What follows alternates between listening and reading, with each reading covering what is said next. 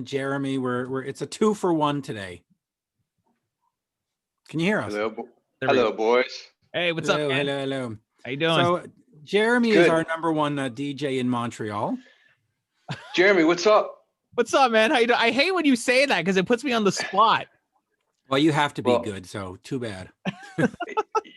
If he says it, it's true. I like the background you got going for this Zoom. I forgot how to do that. Go into preferences. Yeah. Then go into background and filters, and then just pick whatever. I'm on my phone, so I'm not sure. We'll do it. I'll do it. We next could do time. this. Cool.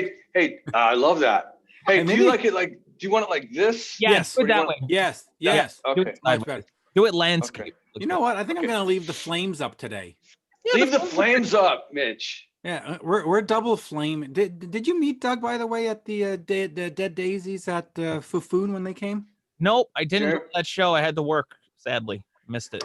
This happens when Well, you're number one. You know what? We'll be back again. So I understand that they're talking about at some point getting us back to Canada. 2024 at this point. Anyway, let's yeah, when the border opens. Anyways, let's get right into it. Do you want to do your intro, your legendary classic intro, or you want the intro? All right. We need the intro. All right. Well, here we go. How are we going to do this show without the intro? Come on, man. It needs an intro roll. So here we go. On 3, 2, 1. That's what you prefer. It's the count-in you like, huh? Yeah, I know. I love that count-in. I love count-in, especially when you leave it in. I love it. Well, on the vid. Anyway, all right, here we go. 3, 2, 1. Welcome to Rock Talk with Mitch Lafon. Joining me on the phone is the one and only Jeremy White from the Jeremy White Show, and Doug Aldrich from the Dead Daisies, and of course, Dio, Whitesnake, Burning Rain, all kinds of other great stuff. Bonjour, Doug. Bonjour, Jeremy. Bonjour. How are you? Ça va? As we say in Montreal, bonjour. Comment allez-vous? Nice stealing my stuff. You're now stealing my lines, but hi. I'm just going to steal all of your shtick, Mitch. It's what needs to happen. Hey, listen, I'm the Harry Carey of rock journalism. So there you go. So Doug, we are obviously here to talk about the Dead Daisies and Holy Ground. Now, this is an album that the folks in the Dead Daisies organization sent me, I think, February of 2020. And it was going to come out. Yeah, they sent it to me like a long time ago, and it was going to come out in the summer, and you were going to go tour, and you have Glenn Hughes. That's right. That was when the pandemic started, and we thought, okay, this is going to suck. It's going to be like 3 or 4 weeks of staying home, and then we're going to, then we'll be able to get back to shows, right?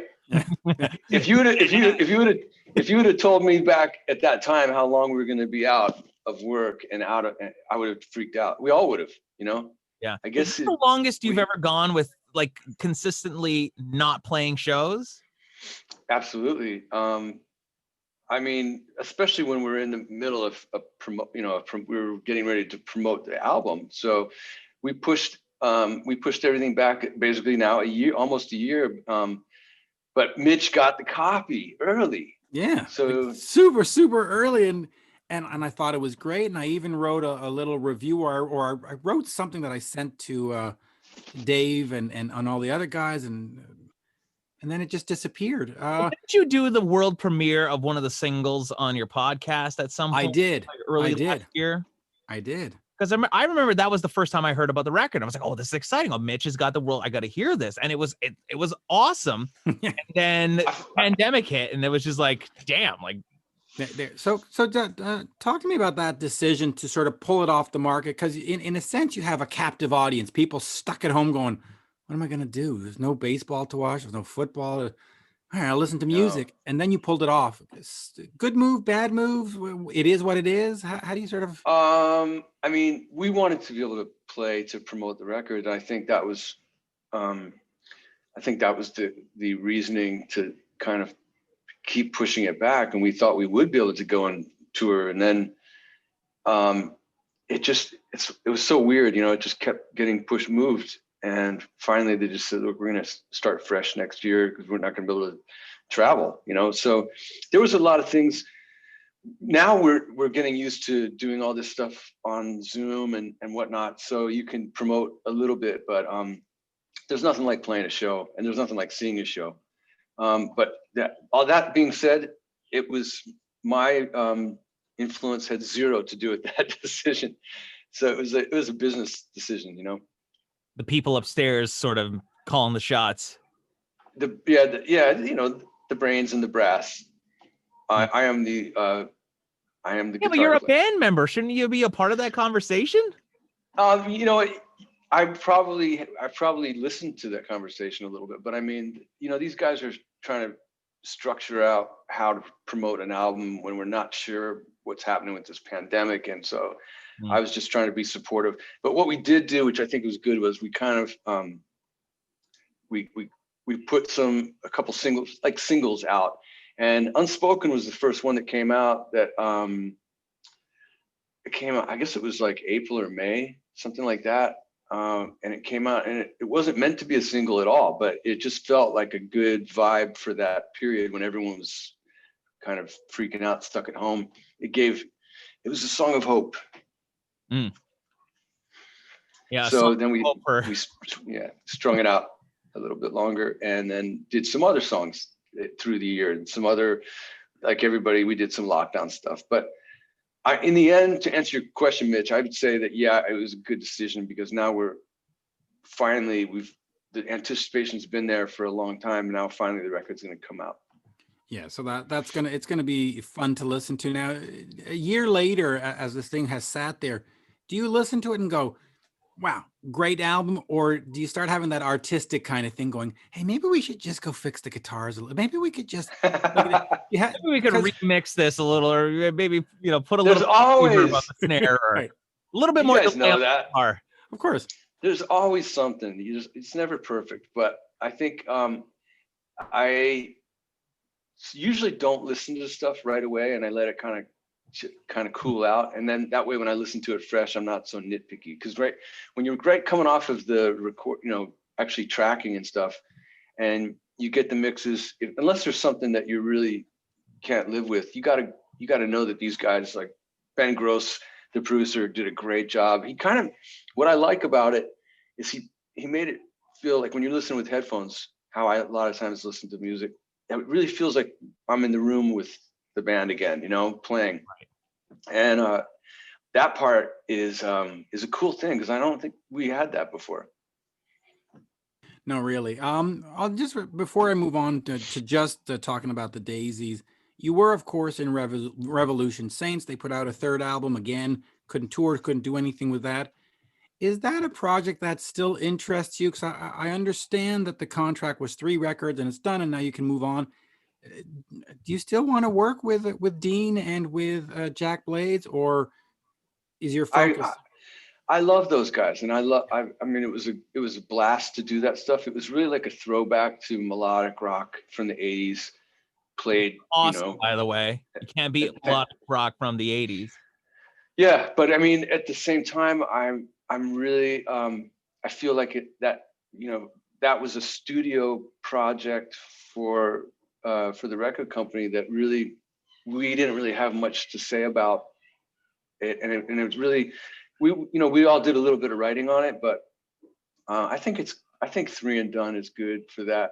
But that being said, I will always work with Dean or Jack. Those guys are dear brothers of mine. So I just don't know if it makes sense to keep putting out records without promoting it properly, touring. And that's why after we worked so hard to put together this Holy Ground album, we felt like, let's just push everything aside and let's focus directly on the Dead Daisies right now. So that's what we're doing. Jeremy, go ahead. I know you. Yeah, it's weird, because I'm just trying to like process that, you know, where you said it's like, you know, you did a little bit of writing and it was sort of more kind of like a project of the record label. Like, what does that mean though? Like, are you like, does the record label just hire the 3 of you to go in and say, hey, we got some money, can you produce an album for us? We got 3 great musicians. Like what does that mean? Like, is it like that's kind of what it is? But I mean, the thing is it started off as Dean's solo project, because Dean's a great singer. Correct. And in fact, so he said he wanted me and Jack to be involved. And once that happened, the record company said, and by the way, I had just stepped out of Whitesnake, so I would never have joined any kind of a band situation or even done anything with a band name if I was in Whitesnake, because I was completely 100% for Whitesnake, you know, and it was full time. So I didn't have time to do anything. But then Dean said it's a solo record. So I said, yeah, I'll do it. And then I was out of Whitesnake, and they decided, let's make this a band project. And we got a good response on that first album. And then I just thought that was it. I thought it was done, you know, and then we went, and it was, you know, Dean had gone through some personal stuff. And so I wanted to be there with him and get back to business with him. So we put together that second one, and I thought that's it. And then record company came and said, you know, we really want you guys to do a third one. And I said, actually, I don't really think it's a good idea, because, you know, you go on shows like this and people are like, you guys aren't touring, so it's not a real band, and blah, blah, blah. We had gotten great offers, tour dates and stuff, but we just couldn't do it with our schedules, especially at that time. Well, in the beginning, there was Night Ranger and Journey, and I was taking care of my son. I had basically needed to be home. Right. And we just couldn't get it together. So I didn't see a point in doing a third one, but the record company and the producer, Alessandro Del Vecchio, got a few songs sent out, and we kind of, I added to some of those songs a little bit, and we knocked it out. And I think it's, you know, I think people have enough music there. They asked us if we would do another one maybe, and I said, I really don't want to do that. I said, why don't you guys pick like the best songs off of each one and put out a best of or something, you know, Right. do something like and that. I mean, you don't even really need to go out. Like, my whole thing is that, okay, you've got amazing musicians just going into the studio, recording some awesome songs, really great parts. And like, as a fan, like, I just want to enjoy hearing my favorite musicians laying down some killer tracks. Like, I don't need to go out and see a show. Like why can't you just enjoy it? You know? I do. I need the shows. I love the shows. That's the I whole think thing. I think there's something to be said for both. I mean, you know, a lot of people would want to have a record, even if they can't see a band, they'd want to have a record because they dig the music and it makes them feel like either as an escape, or they want to work out to it, or they want to take a road trip to it. Maybe they don't want to go to the concert, you know, whatever. But with the Dead Daisies, we definitely want to support old school, these records that we're doing. And especially now with Glenn in the band, leading the band, it's like, it's very important that we get out there and show what this is going to be. Yeah, it'll be great. Let me ask you just quickly about being, you know, a journeyman guitarist. You've done, of course, Hurricane and Burning Rain and Dio and Whitesnake. Is that just something that you're very proud of, that you're a working musician and you've had a chance to be in all these great bands? Or is there a frustration that, how come my band didn't work, the Doug Aldrich band? You know, that was a long time ago. But you know what? Hey, man, Eric Clapton was a journeyman. You know, yeah. There's a lot of people like that. It's not everybody can be the guitar player of Deep Purple, or sort of the Deep Purple. He ended up having a couple bands, but not everyone can be in Pink Floyd or Andy Summers of the Police. You know, it's like, it is what it is. I was very loyal and faithful to my first band that we got signed, which was called Lion, and I turned down several offers of bands that were bigger, bands that I could have. I ended up joining Dio later, but Ronnie asked me at that time to join his band, and I said, "Look, I want my band to make it." And we had a strong record. We just didn't have a good record company.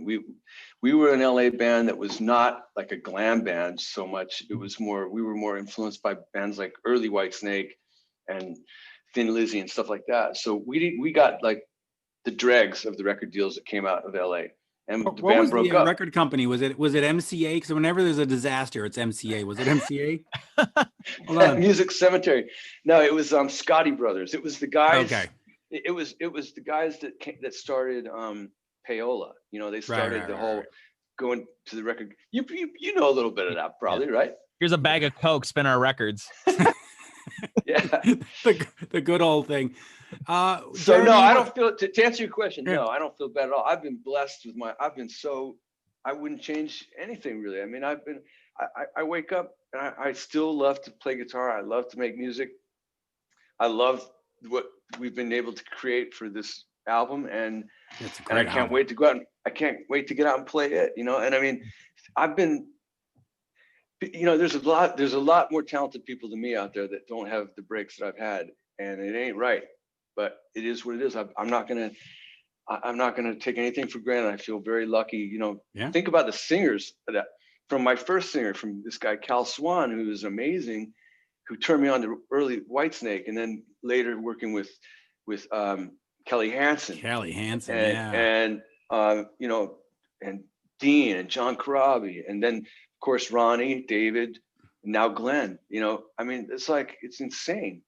Yeah, that and you might not know the album "Slave to the Thrill" from Hurricane, Jeremy, because I think you were 4 years. No, wait, He wasn't born yet. he wasn't even born yet. Yeah, it Oh. came out but it's such a great album. And you also might not know that at one point, and Doug can correct me if I'm wrong, but you tried out for Kiss, right? You were going to be the next Tommy you were gonna be the next Dave Fraley, right?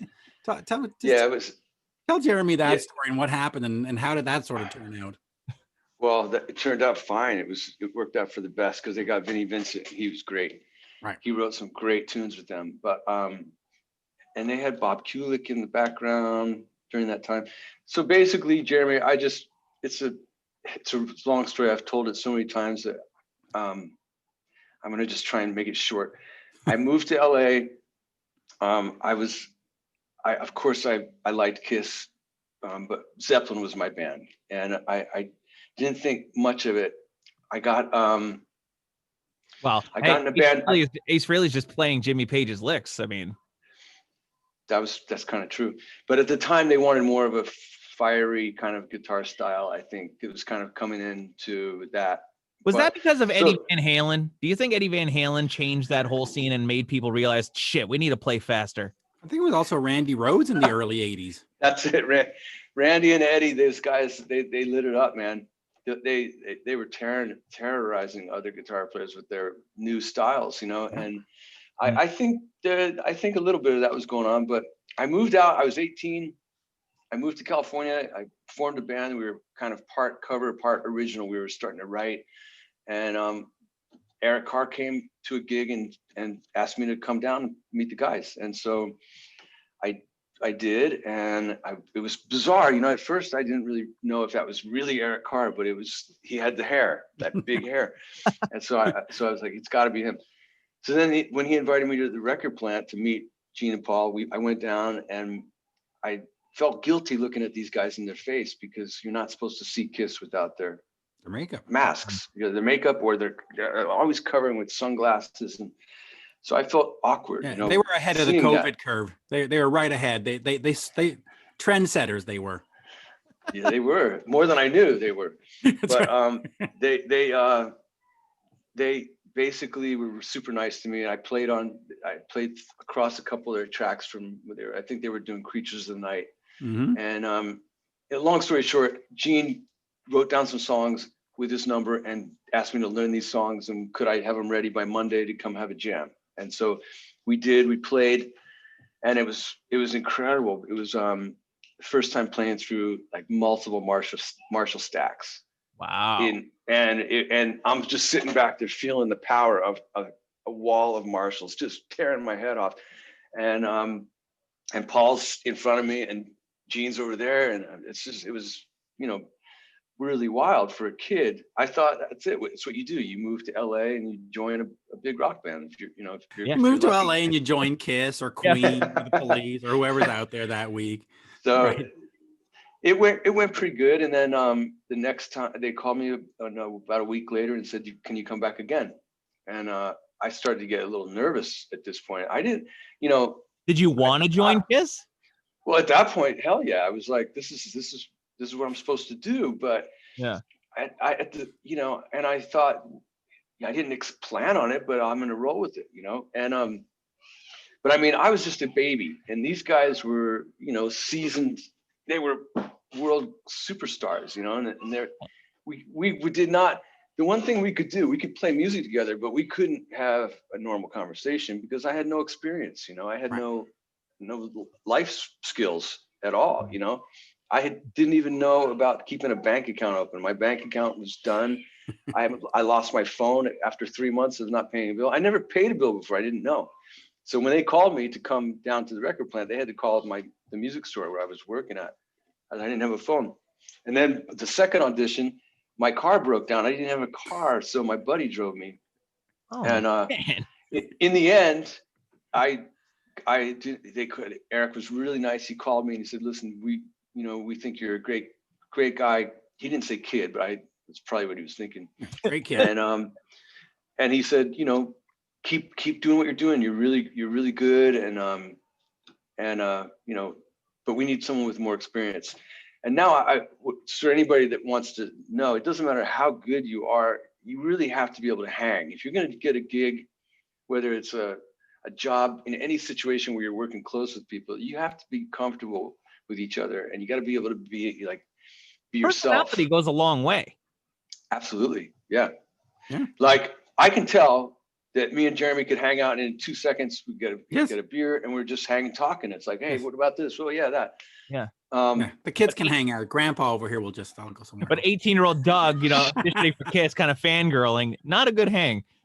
Well, hey, it was just, you know, so it turned out great though, because they got a tremendous guitar player, songwriter in Vinnie Vincent. Short-lived. I wish he would have hung in there a little more, or whatever happened, I don't know. But yeah, they, you know, I realized how great Kiss was. I didn't realize. I mean, I listened to my sister had a record player, and she had the Alive thing, and I had some Koss headphones. And I listened to that and go, wow, that's what a concert sounds like. Holy shit. Yeah. And it was what amazing. A good producer sounds like. Let's put it that way. I don't know. I don't know what was live and what wasn't. I don't even want to know. But it sounded great. But I didn't recognize until a lot later how killer their songwriting was. You know, it was like brilliant, you know?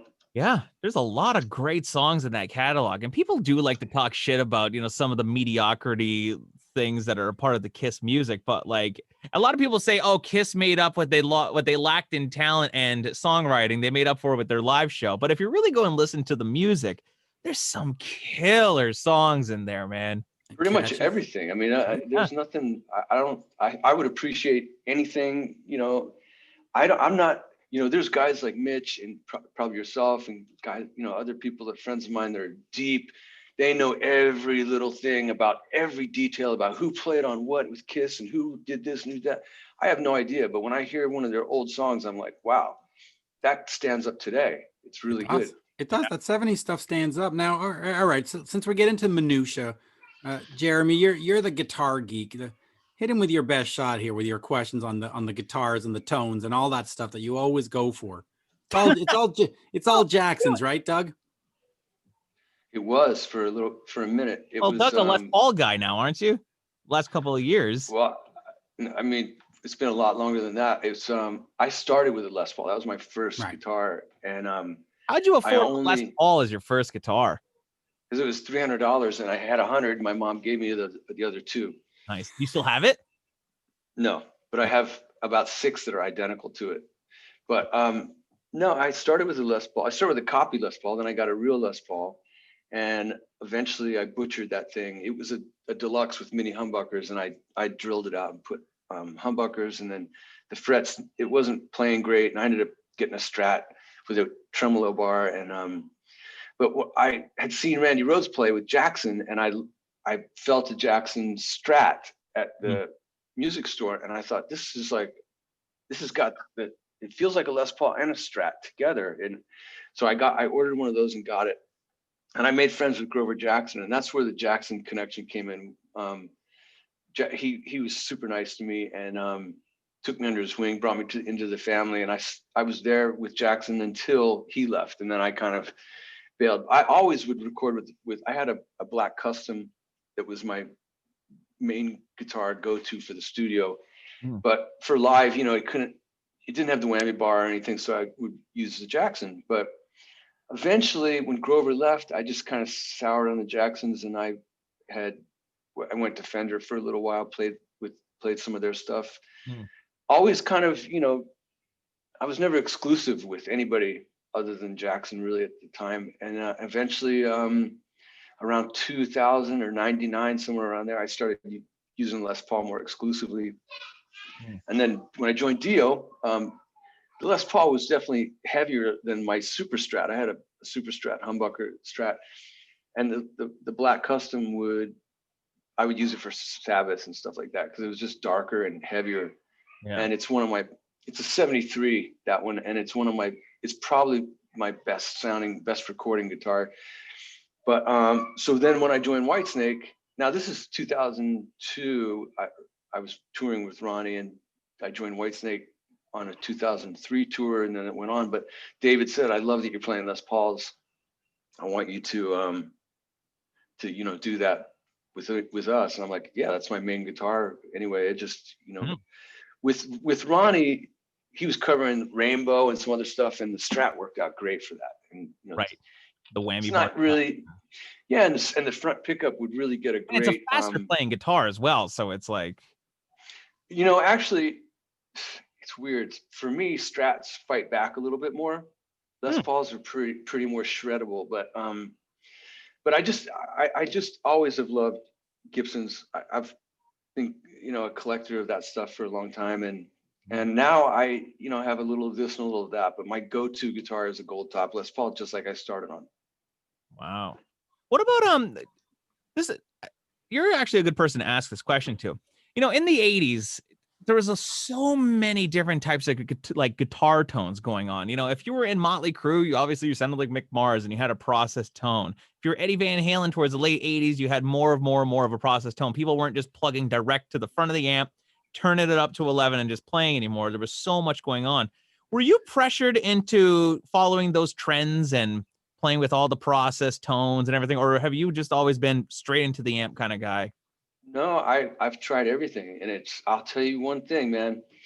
I always had a tone that people were complimentary about, and it was something that I took a 6-band MXR. I took a DoD preamp that was just straight gain, and I cranked that thing to 10, I think, and then it went into a MXR 6-band, and I jacked up the mids and into a Marshall, same Marshall I still have. It's 79 Super Lead and JMP, and but it was noisy. So then they came out with the Hush, and then I put the Hush in there, and it was like, okay, it's quiet, but now I can't really do clean tones. So then I was like, but the tone was massive. It sounded really good. Oh, and by the way, I learned that the MXR stereo chorus, if you made a Y chord coming out of the Hush, and one side went directly to the Marshall, the other side goes to the MXR stereo chorus, and you put a little modulation on that and send that to another amp, then you got this big, huge Randy Rhoads kind of sound. A wide sound, yeah. Yeah, and then the other output of that stereo chorus would go into a delay unit that would go to a sorry about that. My ring camera's going on. So anyway, so it started like that, but I couldn't get a clean sound because of the Hush. So then I got an AB box, and I got a Roland JC120, and that AB box would give me the JC120, and that was clean tone.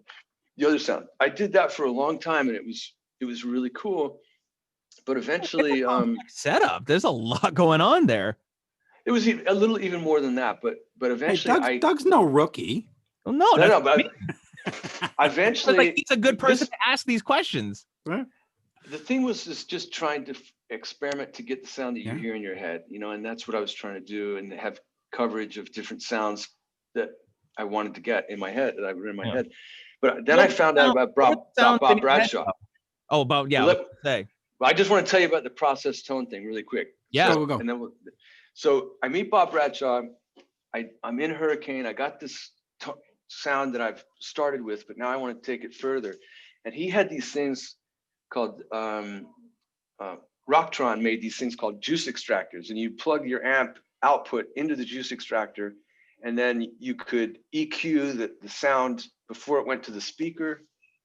And then there was a thing called a BBE sonic maximizer that added more bottom end. So I had this, long story short, I did have a rack, a Bradshaw rack. I had a Bradshaw rig that it was pretty expensive. I just put all my money that I had into it. But man, my guitar sound was massive. It was just giant. It was like, you know, at this time, guys like John Sykes had come out. He had a giant sound. There was a lot of, you know, Tony Iommi had a giant sound. Eddie did. Everybody was going for this big stereo sound, especially in LA. It was like an LA thing too. I mean, Lukather had it. Yeah. But eventually, when grunge came out, it was like, okay, we don't need all that stuff anymore. Yeah, Those they guys dialed it back. Grunge killed it. They ruined it. They dialed it back. But it's a natural process. So eventually we find a balance that works. So by the time I got in Whitesnake, I had a rig that was pretty raw, but I also had some patches with some schmooze on it for like Is This Love or whatever. Right. And with the Dead Daisies, this is a more straight ahead, straight up gritty rock and roll band. We've taken a little bit of a turn now because with Glenn, we've got the possibility of creating more landscape for him. And so, you know, maybe there's going to be some different tones going on, but I basically have gotten lazy, and it's kind of like, I tried like the Kemper and everything, and it's killer. It's just unbelievable. Yeah, but they sound good, but it's just too deep for me, right? I just can't. I'm used to. I know this amp sounds good. I plug it in and it sounds good. Dude, same thing with me. It's like I post like, you know, a guitar video or two online. You know, I got a stomp box. I'm like, oh, check this. People are like, why don't you just get a Kemper? Or why don't you just get a Fractal? You got all that built in. I'm like, no, I'm a guitar player. I want to turn the knob. I want to step on the thing. I want to, you know, be able to sit there and dial it in. I don't want to be clicking on a mouse. It's you know, mixing now in Pro Tools and everything. It's all on the mouse, all on the screen. One day is going to come. The guitar is going to actually be on the screen. Like, yeah, I know. You know, it's like I want to enjoy turning the knob. You're playing on the screen. Yeah. The fingers are on the screen. It's like, whose hand do you want to have? Do you want? Let's get Jeremy's hand on this song. So that's what it sounds like. That's it. You know, all of a sudden you'd be like, oh man, it'd be great if we get like a Dan Huff jangle part on this. Dan, you know, we love Dan. It's funny you bring up Dan Huff because I thought about him yesterday. I want to listen to some Giant, some old, because that was a big badass process sound. But let me say this about what's going on with the Daisies is that Ben Gross, the producer, did not mix in Pro Tools. He did it old school. He was very interesting. I never heard what the mix was going to sound like. Every time he put the song, even though it was recorded in Pro Tools, every time he put a song up, it would be coming through the mixer. He'd get his mix, and it would be a little different every day. And wow, I never knew what it was going to sound like until the end, and he mixed it, and it's like, so, you know, in the way most people mix, and we've all done this, you mix it in the box, and then every time you open it up, it comes back exactly how you had it. Right. And it saves everything. But he doesn't do that. And I really respected that. And I think it helped the sound, you know, by him doing it old school. Because it's a fresh mix every time we put the faders up. Wow. Yeah, he never got stuck into anything. It's something to think about. You know, when you make a demo in Pro Tools, a lot of times it sounds like a finished album, and then where do you go from there? You know, it's like gets a lot of bands get demoitis because of that. You know, first take sounds great, and then you go and there's well, how do we make this better? Okay, well, we're already using the drum samples that we would have used on the mastered product. Well, what happens is a lot of times too is you do that demo, and then you'll go in and recut the drums and replace the drum machine. You'll recut the drums, and then you'll go, okay, recut the drums now, but now the guitars don't sound as good as they did before. So we got to recut the guitars. It ends up like being a really backwards. Yeah, it's like it ends up being a really tedious. It's not the organic way to do it. The way to do it is to get in a room and play together and figure out the parts that you think you sound good, and do your tracking, and then go back and listen. After you track, go back in the control room and listen and go, well, that was kind of cool. I like that. I'm going to just keep doing that. That other part needs work. I'm going to either I got an idea or I'm going to ask somebody, what do you guys think? You know? Yeah. And it's just like a regular old school band, you know, it's kind of come full circle now. You know, Jeremy's working on his first album, record deal on the table, the whole thing, and he's doing it all by himself. And he's doing that whole Mutt Lange approach of everything has to be perfect, right? Gene Simmons told you not to do this. Yeah, I know, but there's a certain sound, right? There's no rules. You can do what you want. Exactly. See? You know, All I right. was saying to Mitch, I was like, a lot of these songs that I'm working on, it's like there's guitar parts and stuff. It's like, unless I'm playing the tracks, there's no way I'm going to be able to have, like a 7-piece band playing all this stuff.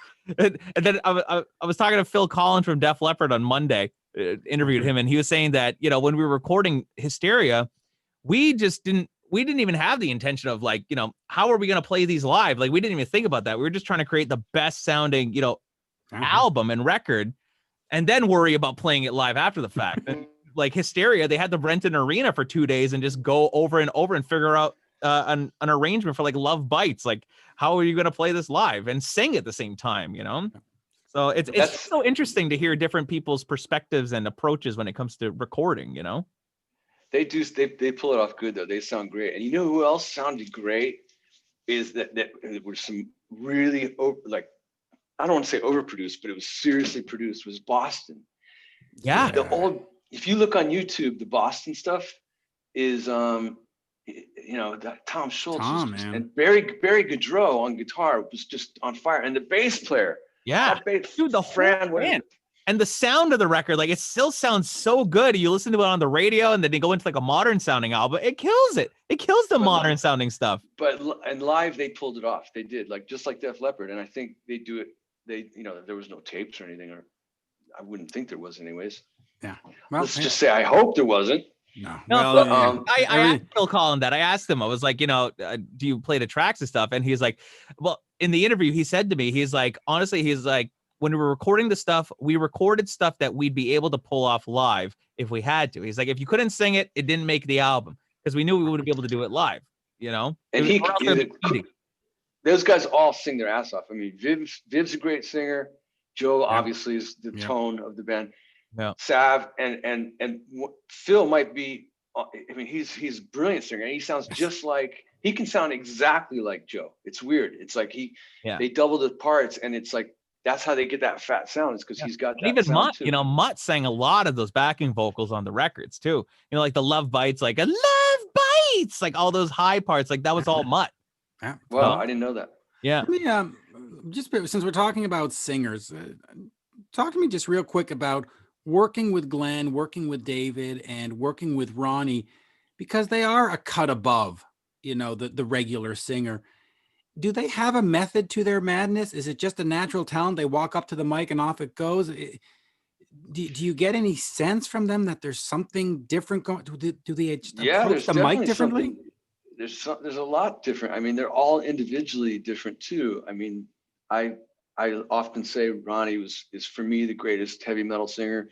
David's the greatest heavy blues rock singer, and Glenn is the voice of rock. And Glenn is, I mean, all those guys are amazing, and they've got their tone. I mean, David Coverdale's tone is just still, it's still fat and giant. It's just giant. Same with Ronnie. Ronnie was, so powerful, and Glenn has got this acrobatic thing that he can do. He doesn't. He on this album, it's a little bit of a departure. It's a new Glenn, on this Dead Daisies album, but they're all different. Ronnie would never warm up. David would warm up. Glenn says that he breathes to get his breathing right, but Glenn's like a freak, man. He gets better and better all the time. And with age, this instrument, it's hard to maintain stuff. And guys would sing something when they were 21 years old, and then when they're 41 or 61, there's no way you can do that. That's why you hire a keyboard player with a voice very similar to yours, and then he can double your stuff when you're off mic. That's right. You put Gary Corbett or Derek Sherinian off the side, and off you go. Yeah. Hey Doug, let's get a little goss going. Out of all those three major singers, who was the most difficult to work with? Oh, that's not nice. I would say they're all great, and it was like, were you ever put into like the awkward predicament of like you're in the dressing room and like David Coverdale's like, oh, not now, little Doug, I'm drinking my wine, like I picture those guys being rock stars.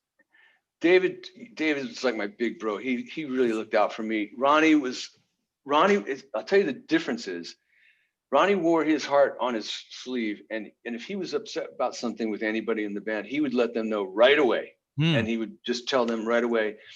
And then you would get through it, and by the time you're back on the bus after the you fixed gig, it right away, basically. it was done.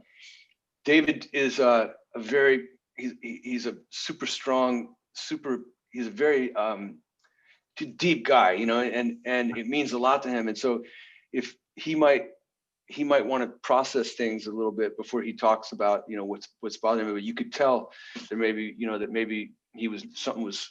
Did I lose you guys? No, there you go. Oh, we're good. You could tell there was something that he was not happy about, and I'd have to ask him, hey, what's going on? And so I'm getting the feeling that that we need to work on this or that.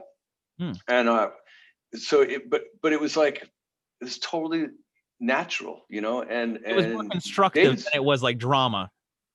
Exactly. And with Glenn, he's a totally different personality. Glenn's a really spiritual guy. Oh, David is too.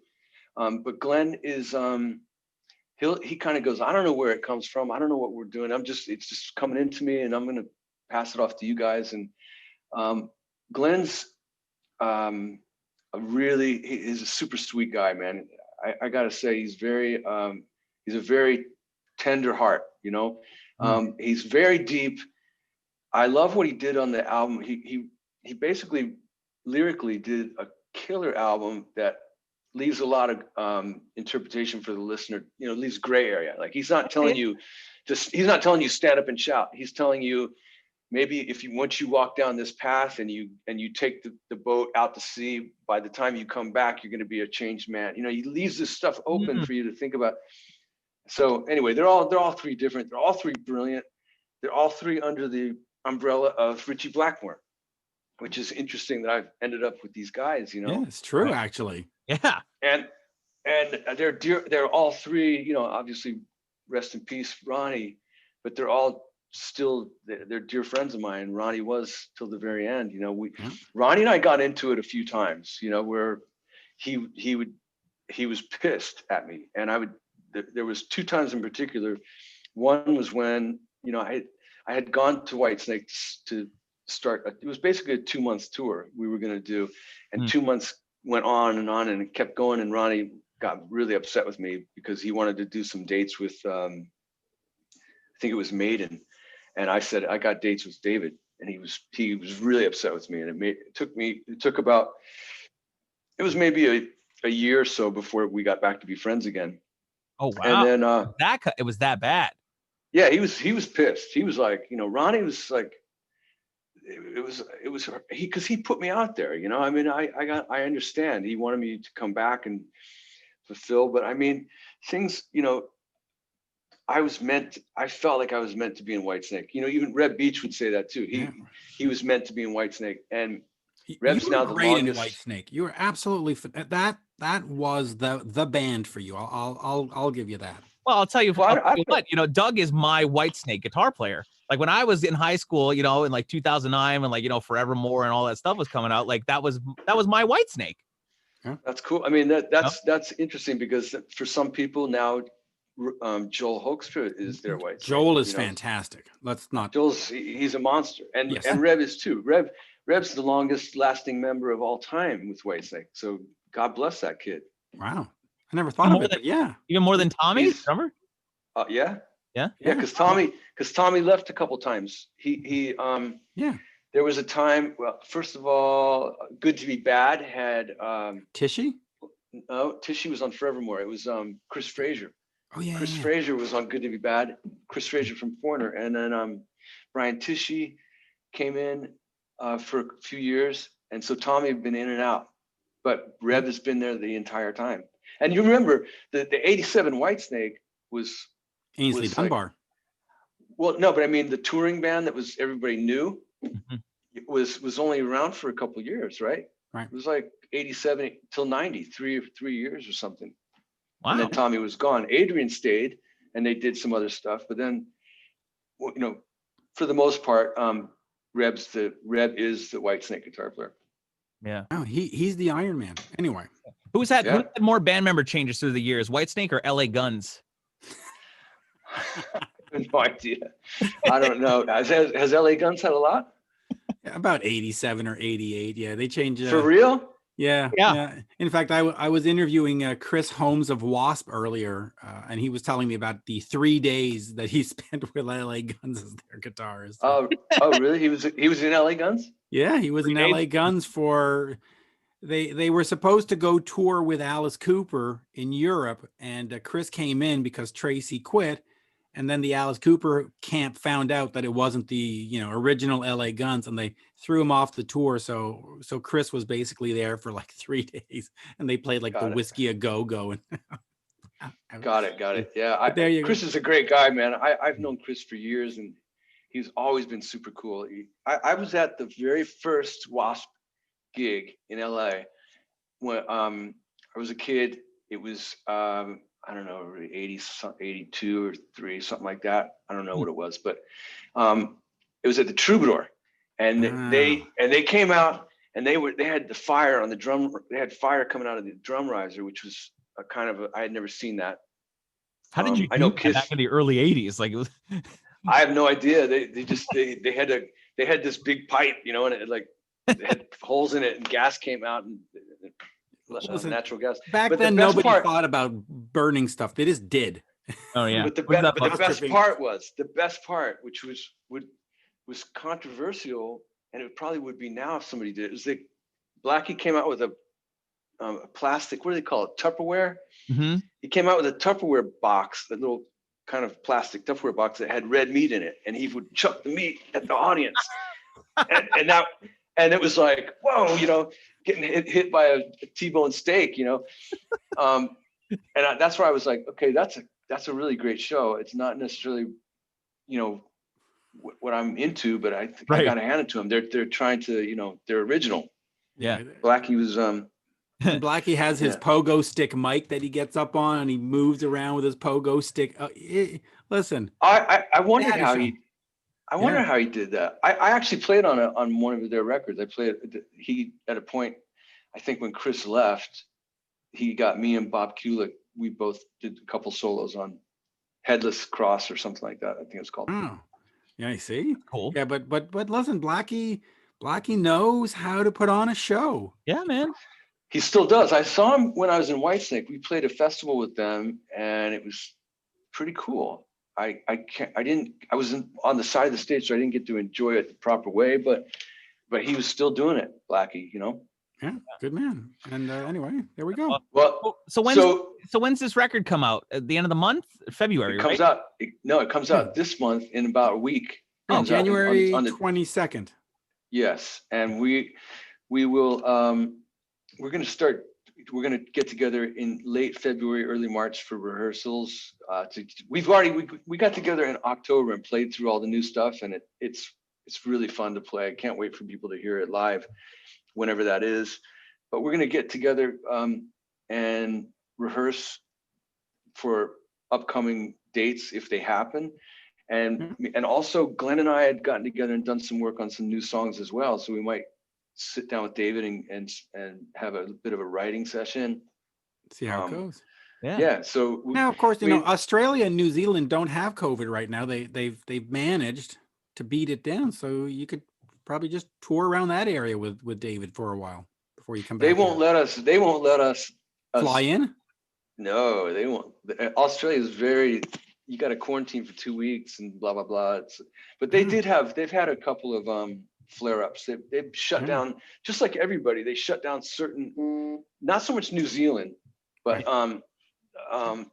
they shut down certain territories. They call it territories down under. Yeah. And so that like somebody from Melbourne couldn't go to somewhere else or something like that. But well, like over here, we have our red zones and we have our orange zone. So if you live in a red zone, you can't leave and go to another zone. It's like the whole thing. Are you guys down for the jab? Oh yeah, I'll get it. Absolutely. Yeah. Us guys who want to travel, I think we're going to have to get it.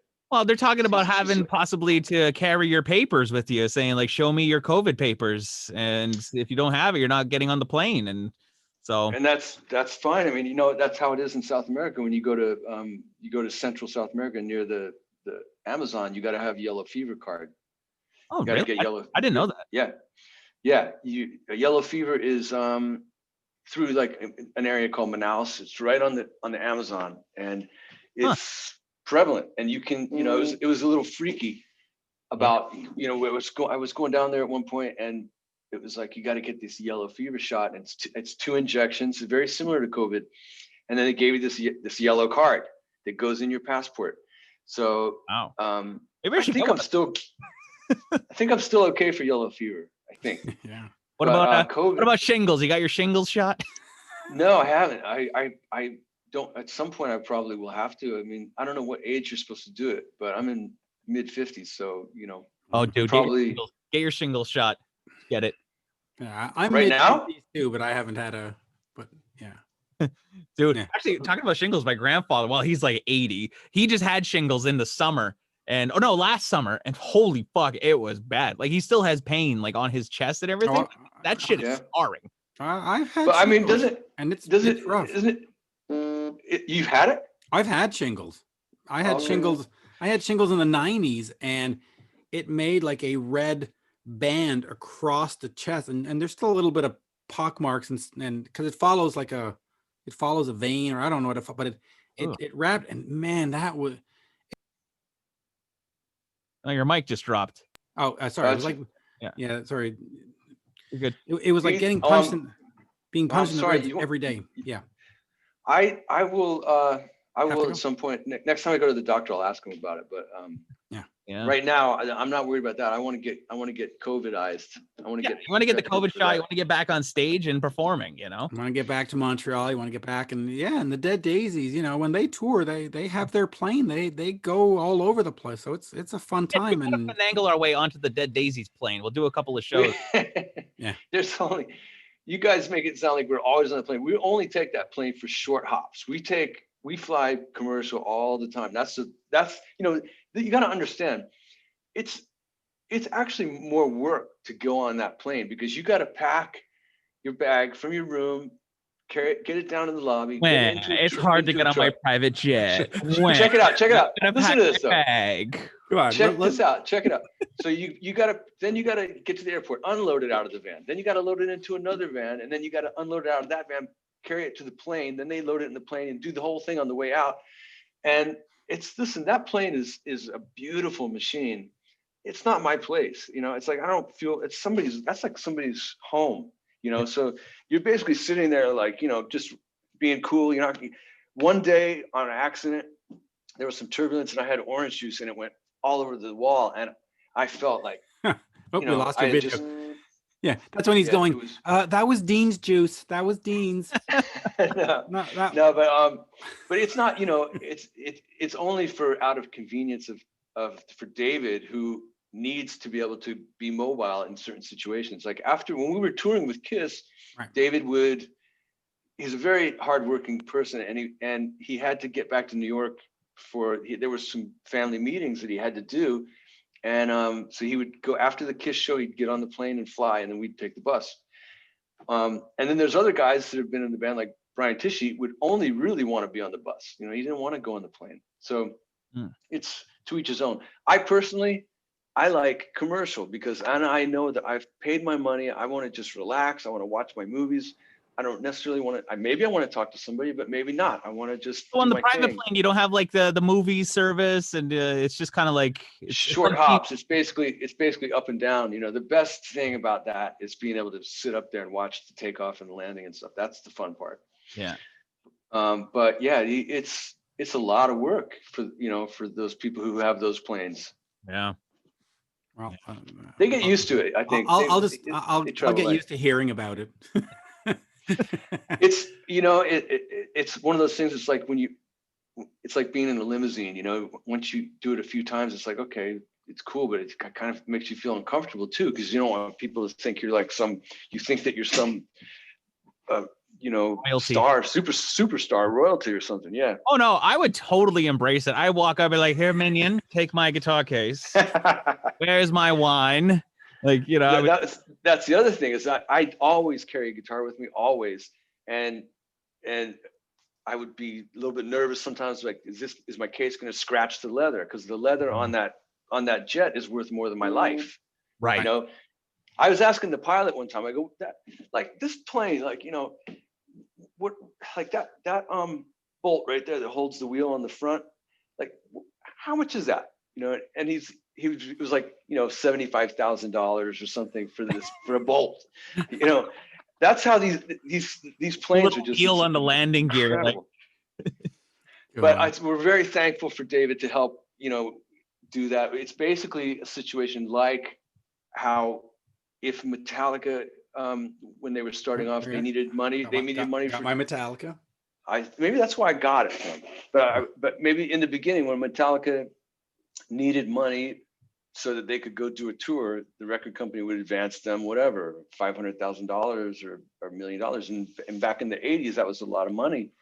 Yes. And so we have a record company and a production company within the Dead Daisies. So we have, you know, we have funds when we need it for promotion, but it's not like you know, an open bank or anything like that. It's like we're on a budget. Open-ended check where you just private plane this weekend. All right, you know. No, it's like, you know, and a lot of times like my wife has never been on that jet because we, you know, it's not really, well, first of all, it's not big enough for everybody to bring everybody, but if my wife came, then my kids would have to come, and that only my son has been on the jet, and he loved it.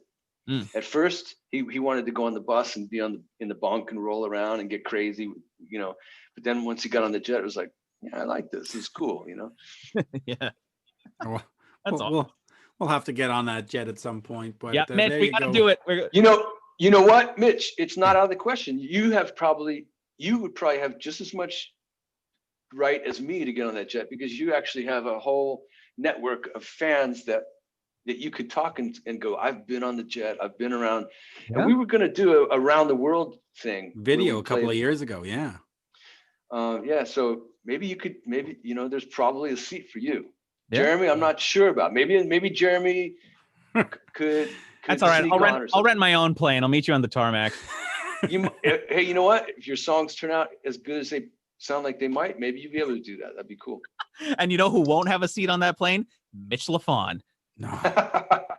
Now you're taking me, but Mitch will be loading my bags. Yeah, no. Jeremy is too busy trying to get the Eddie Van Halen 1990s tone on his guitars. That's his. The Eddie Van Halen tone that I heard when I was a kid, Jeremy. Listen to this. Yep. I was 15 or 14. I didn't have a license. We took the train down to Philadelphia, downtown at it's called the Spectrum, the arena at the time. And yeah, Mitch, you know it. And I was standing in line. It was raining, and I'm standing in line with my buddy, and it was an $8 ticket. You know, he goes, "There's a concert. Let's go." And I'm like, "Okay, how much? $8? Okay, cool." Or $6. Jesus. General admission seating. So you go running down to the floor. So we're waiting in line, and I'm like, "Wait, who are we seeing again tonight?" And he goes, "Van Halen." I go, "Van who?" So I didn't know anything. I had never heard him. It was 1979, and so we run down to the front of the stage, and it's packed like this, and it's like, you know, you could lift up your feet and not move because it's so packed up there. And all of a sudden, Rudy Laren, Eddie guitar tech, is the guy that would go, "Oh, are you ready for the mighty Van Halen?" That was Rudy, his guitar tech, that did like, "Hello, Philadelphia." Yeah, that was Rudy all the way back. Yeah. So and then a curtain goes up, and I see Eddie's amps with the speakers exposed, 18 4x12 stacked. Yeah. 3 high, 6 across, and all these speakers, and all of a sudden he makes the sound on his guitar. I was just like, holy shit. It was like the most giant sound I'd ever heard in my whole life. And then he came out and just smoked. He smoked so much. And I thought, okay, I saw, you know, around that time I'd see Black Sabbath or Ted Nugent or whoever. And it was like, man, but Eddie just smoked everybody. But then a few years later, like 1 year later, Ozzy Osbourne came to town, and we went and bought tickets. We heard one song on the radio, and we went and got tickets the day of the show, 4th row, right in front of Randy Rhoads. And I was just like, again, just fucking melted my face. and it's just insane. You know, this brought guitar to a whole new level. And I was like, I couldn't speak for 2 days after seeing those guys. Probably because you were deaf as well. So Yeah, but you know why I was deaf? It wasn't because of Ozzy. It was because of Motorhead was supporting him, and it was so freaking loud. And I said to my buddy, it's the same buddy that took me, that came out to California later, and he's the guy that drove me when my car broke down. He drove me. His name was Tom Best, and his brother Jerry is a bass player, a great bass player. And so Tom, I go, if Motorhead sounds like these guys, man, let's go get some beer. You know, there was a place that we could go score beer. It was like a little saloon, and they would sell it to us kids. nice. We'd get a quart, you know, and but Ozzy came out, and there was Randy, and there was Tommy Aldrich. It's like, wait a minute, he's supposed to be in Pat Travers, and then Rudy Sarzo, this like exotic looking, you know, manly man, and Randy, just this little guy, just with the freaking tone, just it was like a fist just grabbing your face and holding on. That's how sticky his tone was. So that's what it was for me when I was a kid, just getting blown away. And it never occurred to me that these guys might be, you know, like Van Halen. Maybe they had a day off in Philadelphia. Wonder what hotel they're at. It never occurred to me that I would ever go actually meet these guys or something like that. I was just like, you know, Yeah. like that. So did you ever get to meet Eddie Van Halen? I guess. Yeah, I did a couple times. He was really nice. I was working with Andy Johns on a solo thing, and Andy had just done their For Unlawful Cardinal Knowledge album. And The best Van Halen album, by the way. Really? Right, Mitch Lafon? You love that. Oh, it's my favorite. He loves that album. I think it's a great album. I'm not sure if I'm going to say best, but yeah, Perfect record. I mean, see, that's the thing. I got to go with my favorite one of all is Fair Warning. I love Sammy. Sammy's a sweetheart. Dude, I got in so much shit because I posted on Twitter. I'm like, For Unlawful Cardinal Knowledge is a better Van Halen album than Fair Warning, and I just got slammed. I mean, it's a great album. I mean, Pound Cake, all that stuff was great, and also Right Now is on that album. Right Now, World, Dream Is Over, all that stuff. It's just Dream Is Over is a fantastic song. It's the tone of the record, you know. And Andy Johns, And the funny thing is, Andy, something happened where Alex wasn't happy with his snare sound. He's got a certain snare sound that is very unique, and drummers love it. Very iconic. And apparently he yelled at Andy and said, "You did this on purpose. I can't." Like Andy said, "What? I you know." He was upset about it.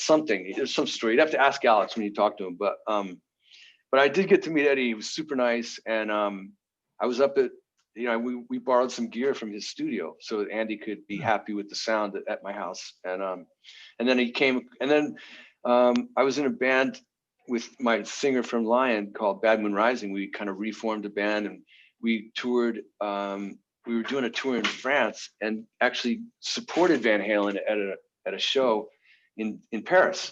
Wow. And it was really cool. Like, I got on stage to do sound check, and there was a really bad buzz going on. I was just like, this sucks, man. It's like my guitar's going, Mm-hmm. And Eddie said, "Hey, let him use my power. You know, get this like clean, conditioned power." That I put my guitar sounded great, you know, thanks to Eddie. That's awesome. But yeah, man. I mean, I can't believe he's gone. I feel so bad for his son, you know, that, I mean, I know they knew about it, I guess, but man, dude, he's just gone way too soon. I mean, Eddie should have been one of those guys that was 90 and like still playing. He should have been Bo Diddley and Chuck Berry. He should have been one of those guys, 89, 90, just. Yeah. Well, same with Ronnie, by the way. All these guys, you know, same with Lemmy. Yeah. All gone, kept going. But.